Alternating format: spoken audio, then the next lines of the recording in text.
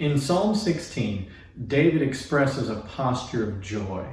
He says in verse 9, "Therefore my heart is glad and my whole being rejoices." You might read that, and if you're going through a heavy time, you may think, this psalm's not for me, because David's expressing happiness about a life going really well.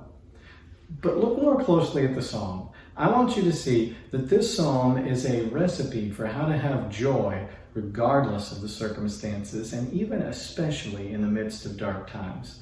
David does mention external circumstances a little bit. He says in verse 6, "The lions have fallen for me in pleasant places. Indeed, I have a beautiful inheritance."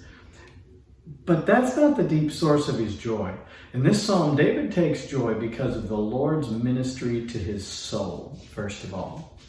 He says, "I will bless the Lord who gives me counsel. In the night the Lord instructs me." He takes joy because of the presence of God's people. Early in the psalm, he says, "As for the saints in the land, they are excellent one, in whom is all my delight." You might say, well, the people in my church aren't always nice to me.